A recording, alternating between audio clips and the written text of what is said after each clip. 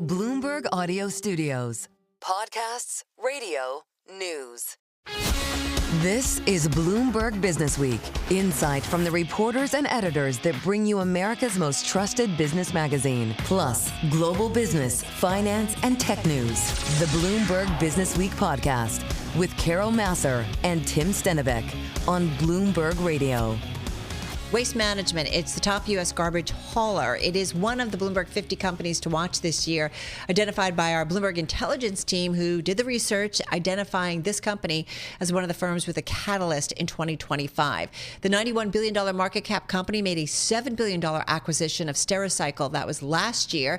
Shares of the company are right now up about 13% year to date. So let's get into it, because lucky for us, we have Bloomberg News senior editor Nina Trentmann, along with Waste Management CFO Devina Rankin, who joins us from the company's headquarters in Houston, Texas. Devina, so great to have you here. Let's just quickly start with the macro. President Trump just talking about auto tariffs may come in early April. The macro, the news from Washington, the global environment, the U.S. environment. Tell us how it could impact your business. Sure, and happy to be here with you. You know, when we think about WM, we really think about a resilient organization that performs well in any economic environment and under any administration, and we don't expect this one to be any different. We're optimistic as a largely North American company, that with the current administration being really bullish on growing the U.S. economy, that we'll continue to do well, and we're well positioned to serve what's coming next. We have our eye on things like tariffs, interest rates, the workforce, just like everyone else does, but we are really optimistic that we're well positioned to continue to grow and execute upon our strategic priorities in the year ahead. Devina, you mentioned tariffs. Can you walk us through where you could see a potential impact on the business? You know, we really are focused on two places, one being our trucks, and there are inputs from renewable energy production equipment that we also source from other markets. And the other place for us really would be about the commodities that we sell. We sell recycled commodities, and some of that goes across U.S. borders. And so if there's restrictions on our ability to move that product outside of the U.S., we could see some restrictions and limitations that could have short-term disruption. But what I have to tell you is, when we look back at the strength of this business and how we were able to move product during the COVID era, it really does speak to our ability to move product even domestically if there's short-term disruption. Devina, I'm wondering if there's anything that has come from Washington yet, that's come from the White House, that has led you to change your supply chain, led you to make changes when it comes to commodities, led you to make changes to your business as a result of policies or proposed policies, or what you think could come from the White House? You know, I think about that in two ways. One being the renewable natural gas business. WM has made a very public investment in our sustainability growth. And we're investing about $3 billion of capital over about a 5-year period in sustainability growth investments in both recycling and renewable natural gas. On the renewable natural gas front, it really could come down to EPA mandates and decisions that could impact the value of the RINs that we sell out of that business. That being said, the returns on these investments are really strong. They're 3-year payback periods, and so we don't expect any disruption to the quality of this investment, and we see demand from customers being strong enough to make this business as resilient as our core through the administration decision-making processes. The other place is interest rates. And you mentioned the Stericycle acquisition. We closed on that in November. What I'm really excited about is we financed that transaction at a great time. I just heard you speaking about... That must feel good. It feels wonderful. Yeah, our all-in borrowing costs are currently hovering just north of 4% for the total enterprise. So we're in a great position. Devina, one thing to follow up on this, talk to us a little bit about what's driving costs for you. We saw higher inflation readings this week, and so I'm wondering, how are you seeing that in your business? Yeah, it's another great question. And what I would tell you is we are a human capital intensive business. At WM, we're more than 60,000 strong. And so labor inflation is certainly the place that we watch the most. And we continue to expect labor inflation will be in the 4 to 5% range. We had planned for that coming into 2025. In addition to thinking about labor inflation, we work really hard to ensure that we're more and more efficient every day. So our cost to serve is not just about cost inflation, it's about our ability to drive automation and efficiency across work streams. One of the things I wanted to ask you about the acquisition, just going back there, and you guys have talked about increased synergies of $250 million that could be realized in 3 years. Some are concerned that there isn't that much overlap and that those synergies will be tough to realize. What could you give us or tell us in terms of the progress you have made on that or expect to? You know, for us, we're really optimistic about realizing that $250 million over the 3-year period. It's in 3 buckets. 1 is internalization, 2 is operating effectiveness and efficiency, and 3 is back office or SG&A. The place that we're most bullish is in the back office and SG&A part of the cost equation. For Stericycle today, they're running at SG&A as a percentage of revenue of over 24%.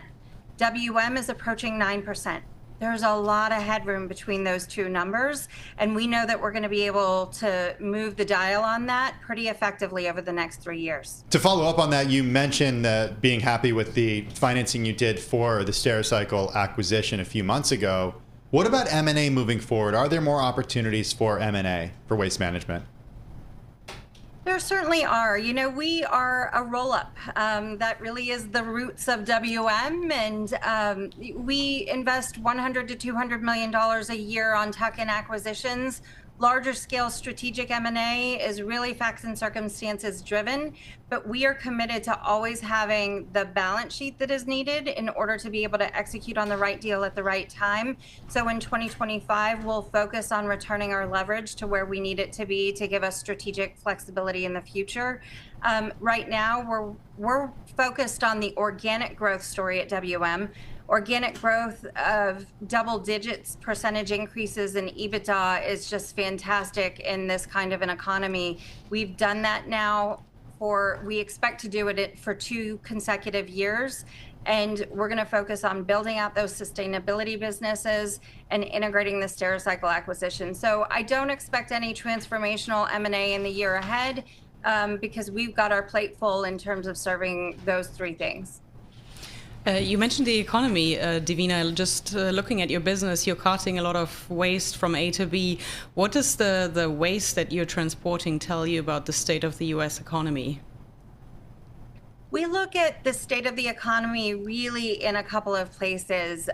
You know, we can think about our collection business, so where we use our trucks to go pick up waste from the customers, where they're generating it.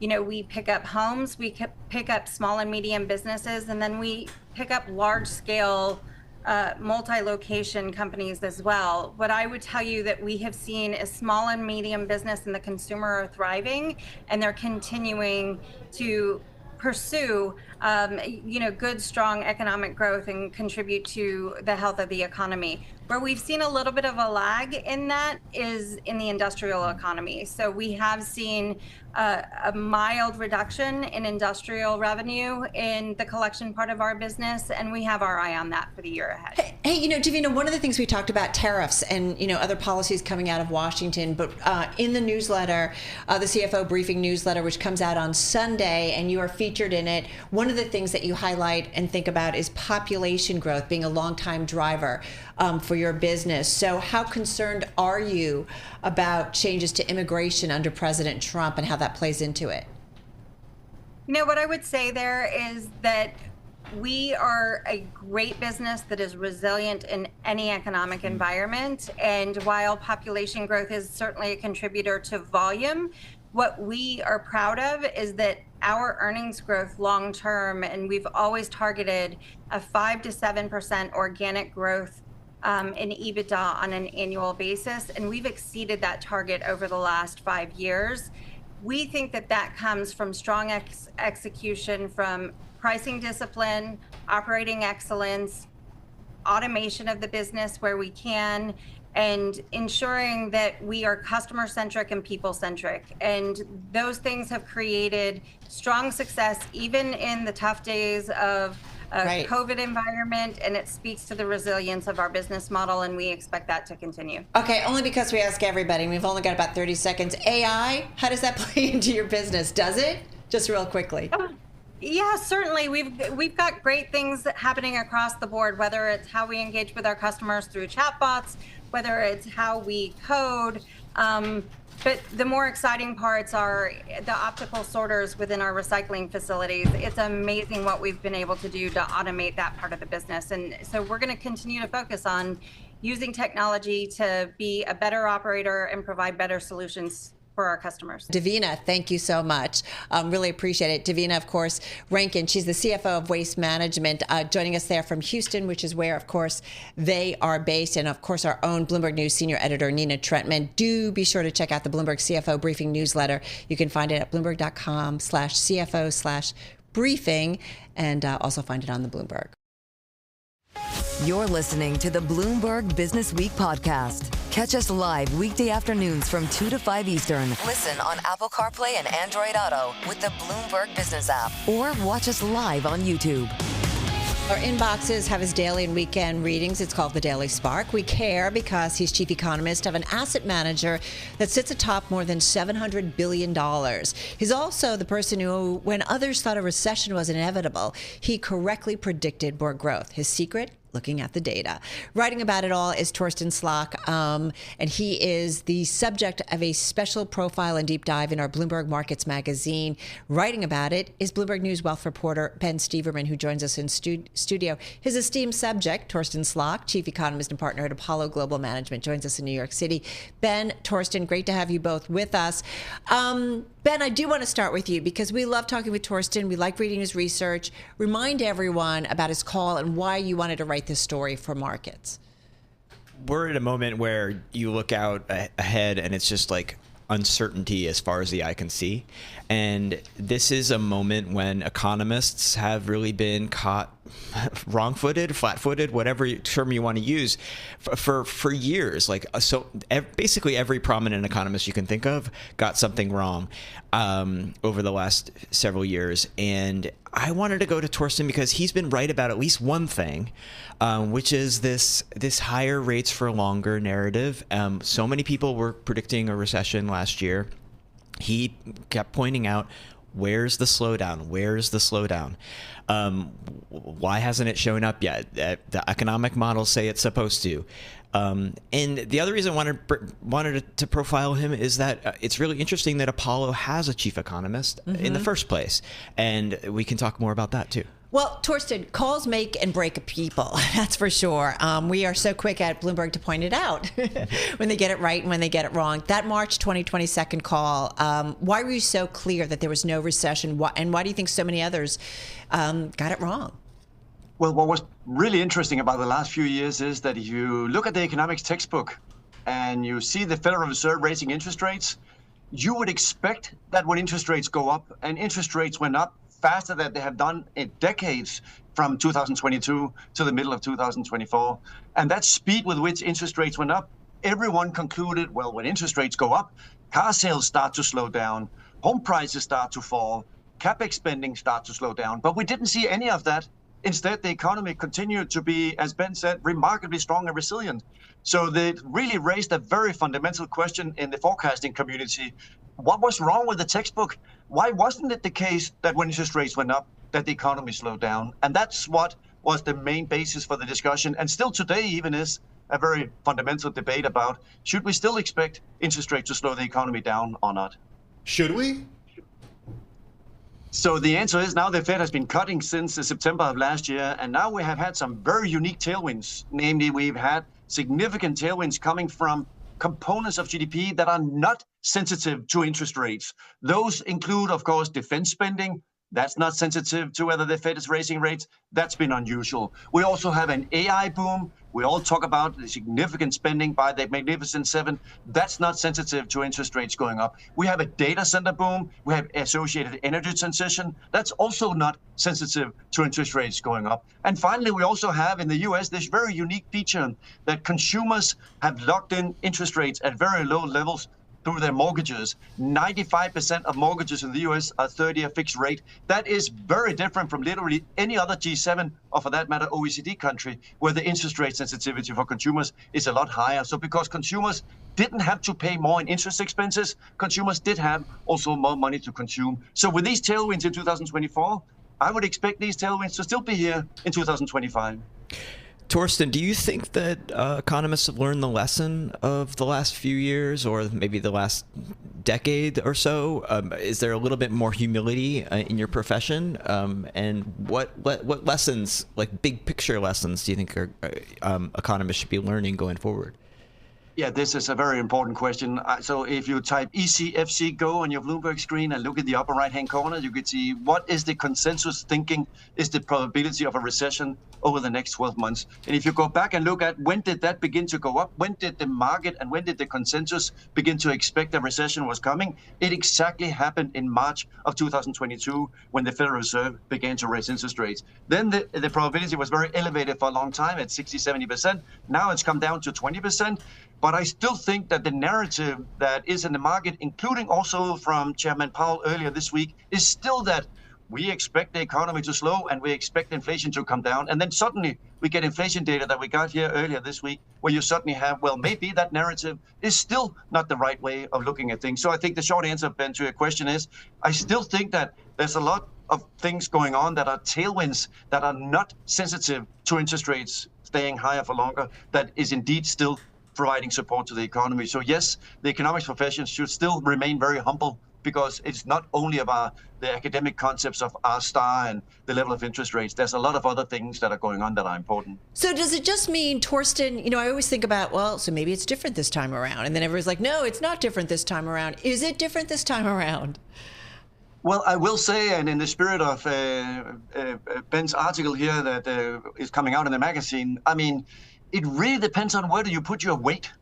If you put your weight on the simple idea that interest rates went up, so people should be buying fewer cars, people should be buying fewer washers and dryers, they should be buying fewer iPhones, well, then you would expect, if you only look at that argument in isolation, that things should be slowing down. But if you then look at the other things that I spoke about earlier, namely the tailwinds that are less sensitive to interest rates, you put that up on the scale, and maybe it is different in the sense that the interest rate sensitivity of the US economy is just a lot lower than what it's been used to, and also for that matter than what the textbook will predict, simply because we have these other tailwinds. Again, defense spending, AI spending, data center spending, energy transition spending, things that are all powering the economy ahead. And now we still also have, by the way, the CHIPS Act, the Inflation Reduction Act, the Infrastructure Act, that is also powering the economy ahead. So if I put that up on the scale, I still think that, yes, it is true that high interest rates are weighing on some interest rate sensitive components, but politicians, and for other reasons, we have these sources of growth, data centers, AI, defense spending,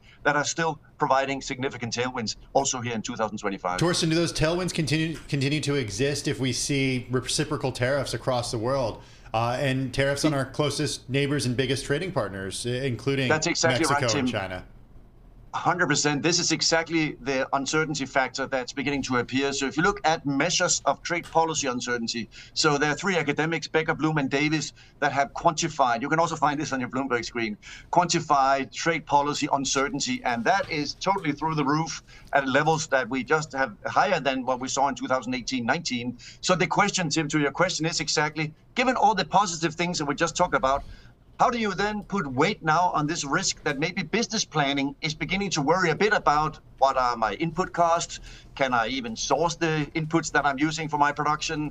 What about the things I'm selling abroad? Remember, 40% of the revenue in the S&P 500 comes from abroad. So if Apple sells fewer iPhones in Europe, If Coca-Cola sells fewer Coke cans in Canada, it will have negative implications, especially for the S&P. So that is why trade war uncertainty and trade policy uncertainty is indeed something that we're watching very, very carefully. But the conclusion up to this point is that, yes, retail sales this morning was a little bit weaker month over month, but year over year, it still looks quite strong. CapEx spending is still strong. Jobless claims are still strong. The labor market report last Friday, the unemployment rate is still falling. So up to this point, it doesn't look like trade policy uncertainty has been weighing on the incoming data. But we're watching it very carefully.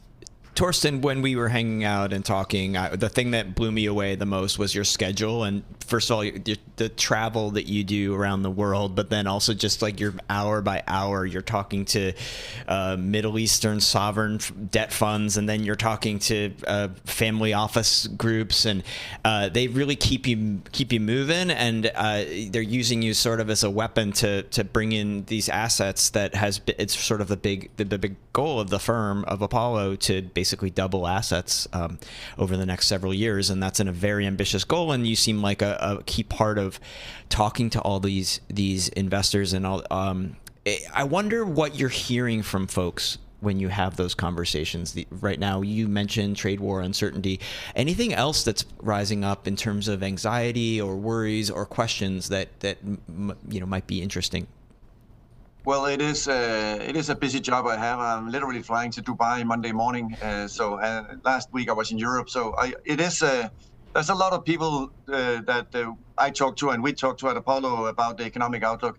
But I think, Ben, to your question, that there are certainly a lot of different dimensions to things that people are worried about at the moment. Trade policy does take up a lot of my time at the moment. People are, of course, trying to sit with their spreadsheets or their mosaic, as we talked about, and figure out how does this fit into the bigger picture?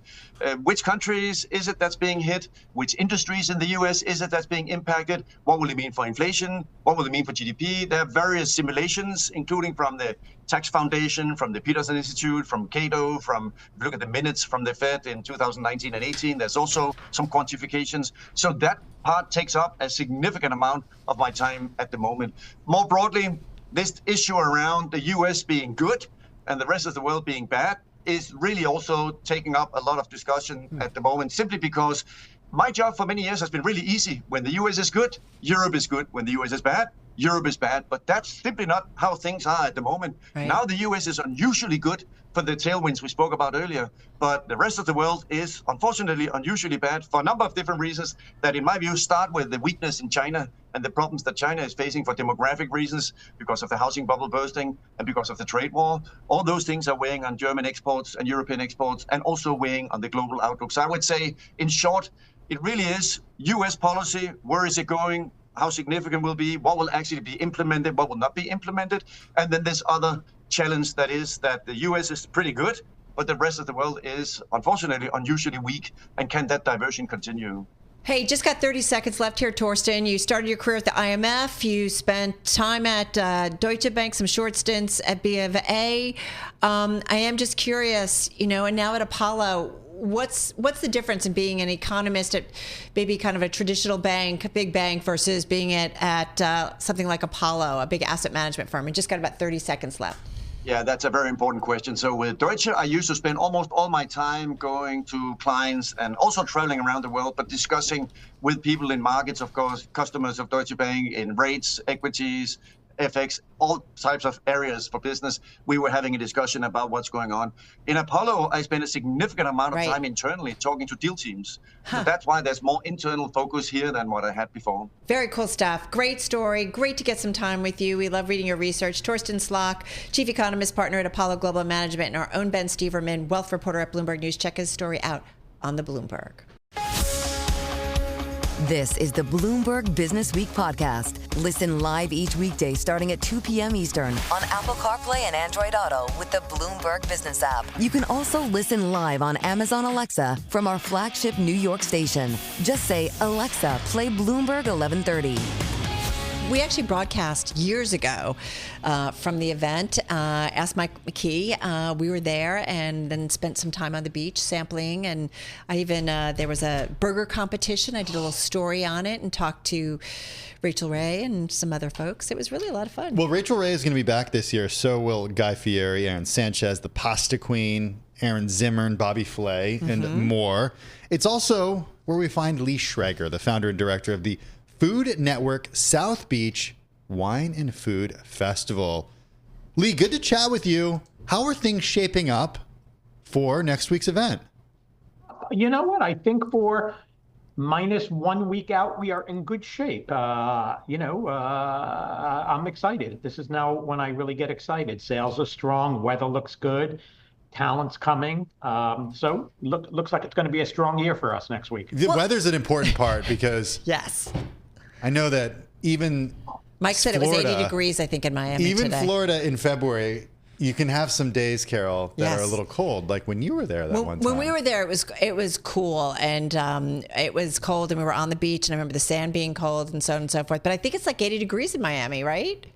I haven't been outside today, but I'll tell you, the weather's been really great here. I have to see what it's looking like. We're going to be in the 70s all next week. Hey, listen, Lee, what's interesting is you do bring a who's who list of folks in the restaurant industry, the food industry, and it's quite a gathering. It's fun to go and just kind of sample the wares. But I am curious, going into this, what's kind of the mood, the economic environment, the big stories that everybody who runs either a restaurant or involved in this industry are talking? Are they more optimistic? Are they more cautious? Robert F. Kennedy Jr. getting his confirmation today. Curious to see what that means perhaps for the food industry and food production industry in the future. So what's top of mind for everybody?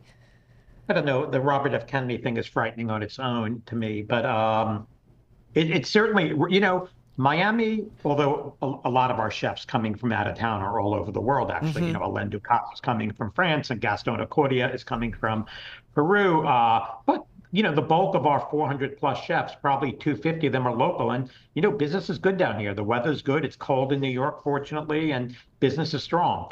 And, the participation from sponsors, it's almost at an all-time high.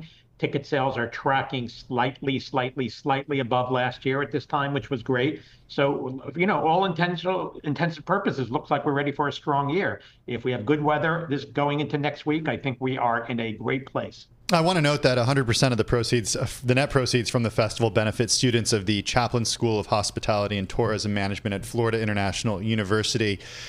Lee, 24 years is how long this has been going on. When you think about themes for this year and the way that food has changed, the way that entertainment has changed over the years, how would you describe like what you get this year versus other years? I won't know that because, in the old days, 24 years ago, I used to look at every menu and look, I would see the themes, whether it was sea urchins or pork belly or whatever it was. We have an event called the Best of the Best, which takes place on the 21st at the Fontainebleau Hotel. It's about 2,500 people, some of the greatest chefs in the country, some of the best winemakers in the world participating. I walk around there and I'll tell you what the trend is. When I see more than 4 people out of the 60 chefs doing something made of the same ingredient, I'll get a hint of what the trend is. Well, and I do wonder, we talk so much about the GLP-1 drugs, right? And people being more kind of food conscious. We just did a story about how a lot more adults are actually ordering online and eating more kids' meals that are offered up because they want smaller portions. And, some of it might be a financial aspect, but it's also just looking for smaller portions. How is that impacting the type of food that may be offered up? Because I just remember being there and just walking from booth to booth and sampling stuff. It was pretty cool. Listen, I don't think it's going to affect. I think, a lot of these semaglutide drugs have affected people. They now say affecting, people's drinking appetite. But ticket sales are strong. Maybe people will eat less. So rather than trying, all 25 burgers at the Rachel Burger Bash next Thursday, maybe they'll, just try a dozen of them, small pieces of a dozen. So, when people are around that food and around great personalities and on a beautiful beach with great weather, I think, anything can happen. But, we haven't seen a drop off, I will tell you. And, I did have thoughts that we might see a drop off on ticket sales just with everything going on, the government and the economy. But no, sales are strong. I'll let you know how much food is left over and taken to the rescue mission after the event. Well, we want to hear more about that in a moment. I'm curious, though, are any of the chefs and folks involved, are they complaining about the cost of eggs? Interesting, not. Good question, but no, they have not. Chefs get a per diem for what they're doing, and a lot of the product are sponsor-driven products provided, like protein or vegetables from some of our high-profile sponsors. But no, no one has come back to us yet. I hope it doesn't open a can of worms. We give them a per diem, so I hope no one's coming back and saying food's more expensive, but may happen, but hasn't yet. Hey, you mentioned that the extra food goes to the mission. Talk a little bit about that. We work out of the Miami Rescue Mission. We do a lot of our prep for a lot of the events. It's centrally located in Wynwood, where my office is, and it's kind of like a big commissary. So a lot of the chefs participating in the festival actually do their prep there, and it's quite interesting. They also make food for the visitors or residents of the rescue mission. And, some of the greatest chefs in the country are making their meals for them that day. And all of the food that's picked up at the end of the day, the food that the rescue mission obviously wants, we keep away from desserts and things like that, or, high calorie food, are delivered to the rescue mission. It could be tons of food after next weekend. What's also interesting is the proceeds from what you guys do at this multi-day event actually goes to students, right, who are looking to work in the hospitality industry. And, we've been having a lot of conversations, Lee, around our table here in our main studio about workers in the labor market and the impact of immigrants, undocumented immigrants, and the importance to especially the hospitality industry. So tell me about, about the money and where it goes, and, whether or not, in terms of the labor force, the hospitality industry, we've talked about that they just don't have enough workers. Well, that's probably the hospitality industry in general all over the country, obviously. Down in Florida, which is, I guess a hot spot for a lot of immigrants and illegal workers. We've not heard anything, in all honesty. No restaurants have said they're going to be short on staff or anything like that. I'm hoping that's not the case. But, listen, it's unfortunate what's going on with, in my opinion down here. And I hate to watch what's going on in the news. But, we're there to support. The festival has raised over $40 million for the Chaplain School of Hospitality at FIU. That's where the funds go. And, one of the best things about the festival is it gives the students a hands-on opportunity to work with some of the greatest winemakers and spirit makers, and obviously chefs from all over the world. So we have a force of over 1,000 students working with us next week, supporting the chefs and winemakers and pouring wine at wine tastings and acting as seaters at events. So we're pretty well covered, fortunately. Lee, we talked a lot over the last few years about the growth in Florida, specifically post-pandemic, during the pandemic. How much has the event grown over that time? We never shut down, unlike our New York festival, where we didn't happen for a year. One of our most successful years was the pandemic year, whatever year that was, 21, I guess, maybe 21. Yeah, 21. So, fortunately, Miami continues to be one of the greatest destinations to visit and live. Our people moving here is crazy. We have a whole new clientele of consumers who haven't been here before and now live here. And fortunately, new people are turning 21 every year and can now go to the festival. So we remain really consistently in a good place with the South Beach Wine and Food Festival, not only in the sense of sponsorship sales, but in the sense of consumer sales as well. One last question. You speak about sales, wine. We consistently hear from folks in the alcohol industry how less and less folks are drinking alcohol. And we have had a lot more guests on in terms of the non-alcoholic options, whether it's wine, whether it's beer. Do you guys have some options there as well? And are you seeing some growth there in that area? Well, obviously, I wear two hats. I produce the festival, and I handle communications for the world's largest distributor of wine and spirits. So we are, obviously aware of the changing way that people are drinking, and some of that has to do with semaglutide, as we just spoke about. But it's cyclical. It's really the young people who are changing the way that they drink, and they're drinking differently. They're drinking low alcohol beverage content. They're drinking, CBD drinks and things like that. And fortunately, we have all of that participating in the festival, and we distribute all of them. So we got you covered. So whether it's wine, beer, water, spirits, you name it, we have something for you. All right. Really appreciate the time with you and joining us. Lee Schrager, he's founder and director of the Food Network South Beach Wine and Food Festival. It's coming your way February 20th through the 23rd in Miami. So great to get some time with you, Lee. Good luck with the event. This is the Bloomberg Businessweek podcast. Listen live each weekday starting at 2 p.m. Eastern on Apple CarPlay and Android Auto with the Bloomberg Business app. You can also listen live on Amazon Alexa from our flagship New York station. Just say, Alexa, play Bloomberg 1130. Carol, really interesting story on the Bloomberg terminal just published yesterday. It's about the architects. They're working to design public spaces. They're more inclusive and comfortable for people who have autism and other neurodiverse conditions who are often excluded from the design process. Okay, so there's this program here in New York. They're experimenting with new ways to get input from students with special needs to create more sensory-friendly public spaces. It totally makes sense to me. So we're talking about elements such as noise buffering, welcoming signage, plants, softer seating as well, to provide utility for a broader spectrum of urban dwellers. It really makes sense to me. Like, the more you understand these situations, that you can understand neurodivergence. how the physical surroundings really play a large part in how it goes. Hey, we're going to spend a little time talking about mental health. We got with us Rebecca Egger. She's the co-founder and CEO of the family mental health provider Little Otter. Rebecca joining us from Durham, North Carolina. Hey, Rebecca, it's family mental health, and there's a real family element to Little Otter. The story of you and your mom. Tell us the story. Yeah, so I founded this company with my mom, Dr. Helen Egger. So we say that this is a company for families, by families.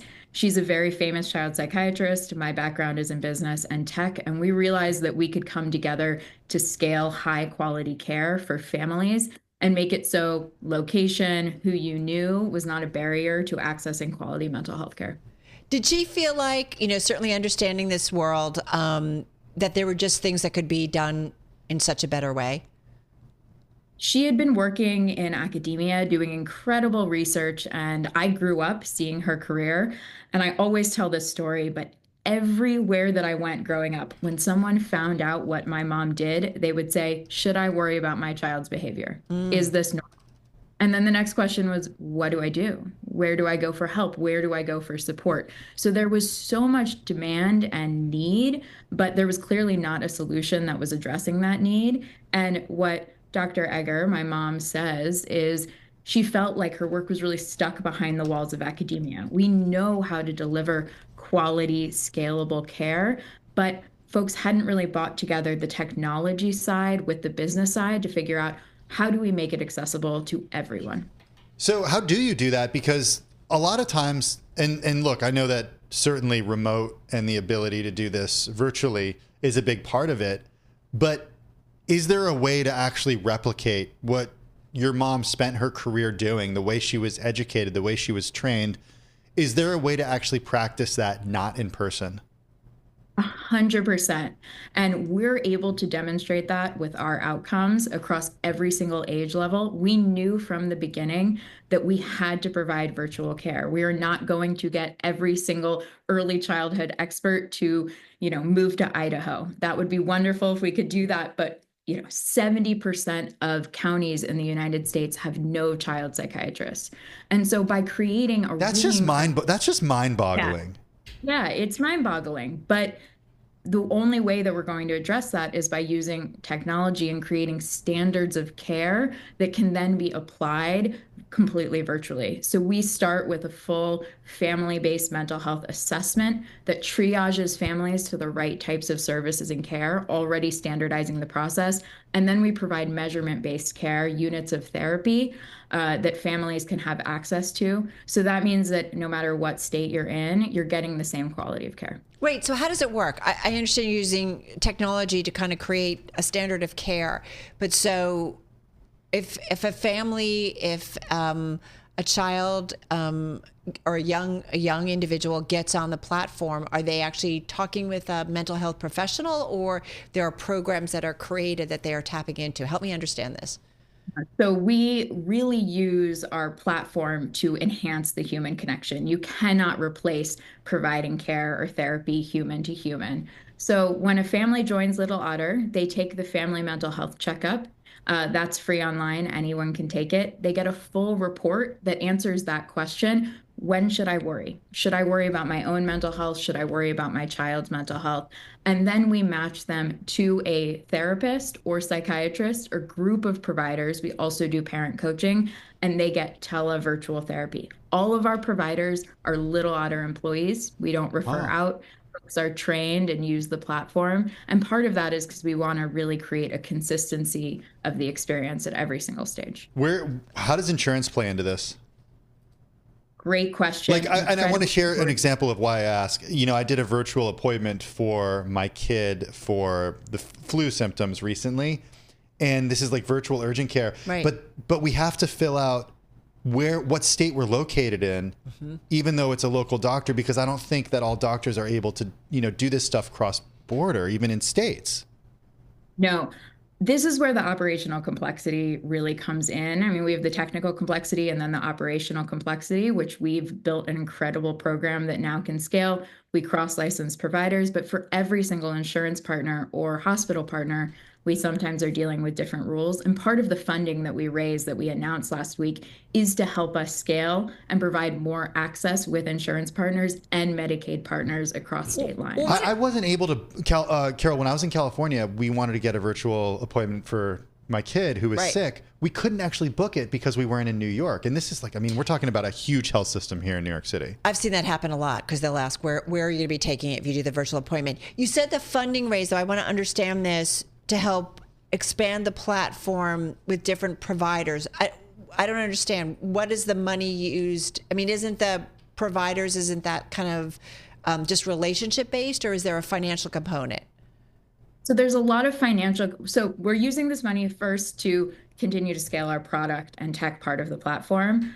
But a lot of these relationships and supporting our growth takes a lot of operational complexity. So getting folks cross-licensed, making sure that we have staffing in certain states, making sure that we're following regulation. In New York, California, for example, take a lot of upfront costs to make sure that we can provide care there, as well as Medicaid, which there's a lot of requirements to get coverage for Medicaid. And so we're using this funding on operations and then scaling our tech platform so we can do that even more automated and take less money as we continue to launch with more insurance partners. One thing I want to ask you, Rebecca, are you filling a gap in terms of it just doesn't exist? Or you're doing something different that you think improves upon the existing system? Or it could be a little bit of both. I think it is a little bit of both. Okay. Average wait times for mental health care for children are 6 months. Wow. 1 in 10 children never get access to the mental health care they need. A lot of that is because we don't do early identification and discovery. So that is why we're really focused on that as our through line of how do we help parents understand I should worry. Most people don't know 50% of all mental health disorders appear before the age of 14. If we identify and treat these issues early, we have a massive impact on reducing future mental health costs, physical health costs, future happiness, wellness, and all of that, et cetera. So we're doing that. And then also with the virtual and family-based platform, we're kind of turning the system on its head a little bit. You guys just raised $9.5 million, total funding $36.35 million. Rebecca Egger, co-founder and CEO of the family mental health provider, Little Otter. I'm driving in my car. How about you let me drive? Oh, no. This is not a toy. Who's gonna drive you home? Honey, please, I'll do the driving. Drive on. Excuse me, I want to drive. It's the question that drives us.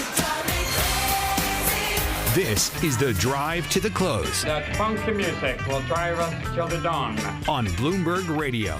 All right, everybody, about 19 minutes left in today's trading session. Just heard from Amy and Bill breaking down the trade today. Again, just a little bit lower, call it pretty much unchanged on the S&P 500. NASDAQ 100, though, holding on to some gains, Tim, just up about shy of 0.4%. Okay. Heading into a 3-day weekend. Okay. Yeah, there are some big moves happening under the surface of these indices. I agree. I think that is the interesting tell. I feel like over the last couple of days, even the last week, and it's not always the usual suspects, but you are seeing some dramatic moves, a lot of it coming off of earnings or some of the news coming geopolitically or really more importantly, DC-wise. Yeah, like the S&P 500 is flat, but Airbnb's up 15% and GoDaddy's down 14%. I agree. So you got to really kind of look under the hood, as they say. What does Brad McMillian think? He's a CIO at Commonwealth Financial Network, back with us. It is an independent broker-dealer with about $232 billion in assets under management. Brad joins us from Massachusetts. Brad, good to have you back with us. What do you make of the discrepancy between what we're seeing on the surface and the big moves when you peel back the layers? I think this is actually pretty typical of what you see with the market in transition.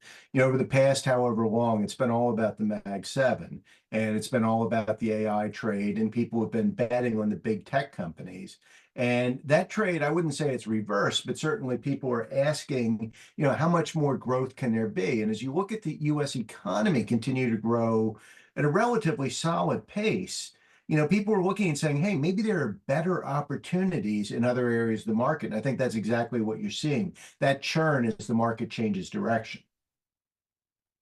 That's what's so curious to us. Okay, let's step back and do big picture here. We just heard from the president, concerns about tariffs coming on automobiles starting on April 2nd. How are you looking at the tariff discourse?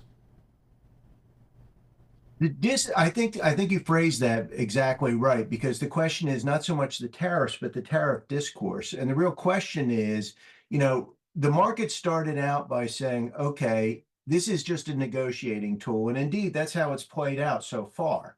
And the market has largely been pretty sanguine about it because Trump has largely been able to get what he wants without actually having to impose tariffs. But now we're getting into the second round, where they're starting to see Trump continuing to press on tariffs in different areas. And it's not quite as obviously a negotiating technique. So the discourse is indeed changing. And I think companies are starting to get nervous.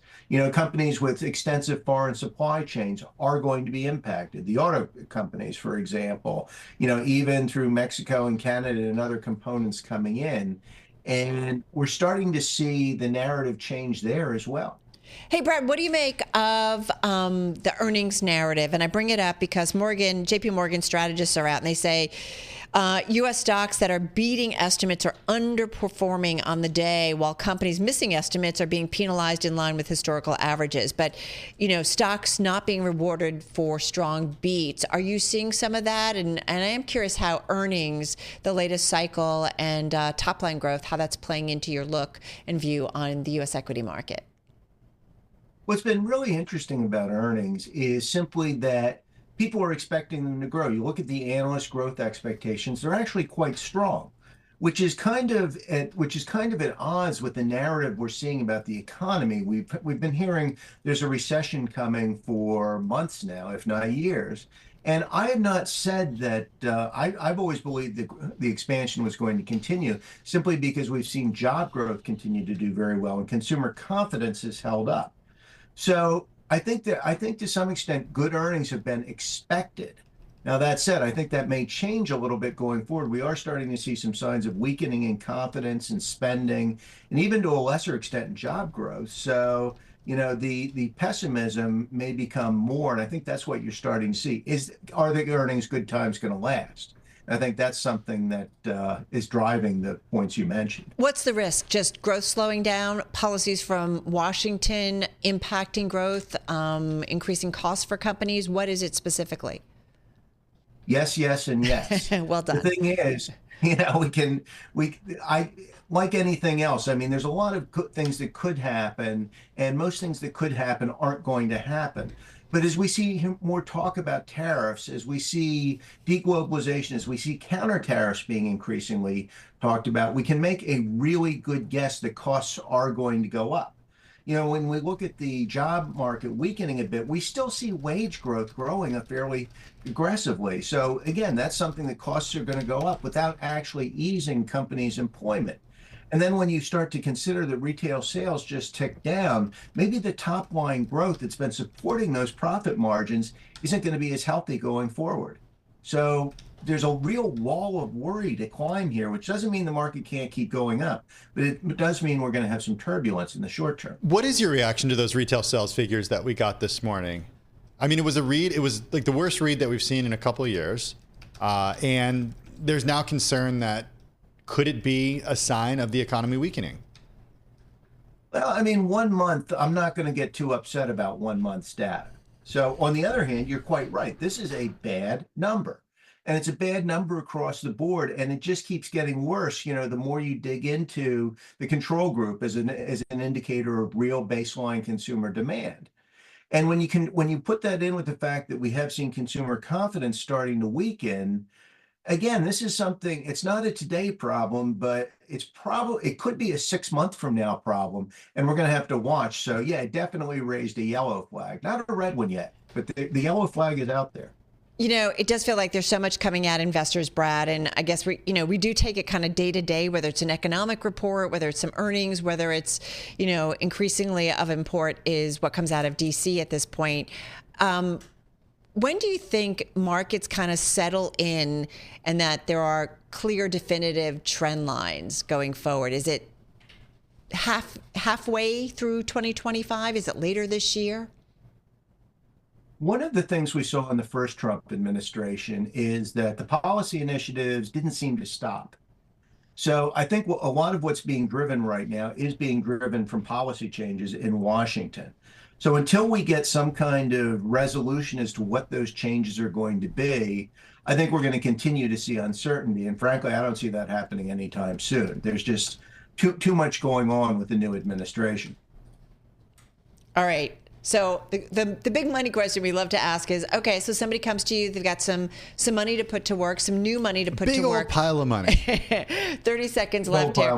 What do you say, Brad? Do you say, you know, let's put it somewhere very liquid, let's wait this out, or are you willing to put it to work specifically? And again, just got about 30 seconds. I would say dollar cost averaging remains the best way to do it. Do we see a pullback? Of course. But if you look at the market over time, it doesn't matter who's president. It doesn't matter what the policies are. Don't put it all in today. You're getting paid to put it in a money market account, but invest it over, say, the next year, or maybe 2 years, depending on how big a stack of money it is. How big is the stack of money, Carol?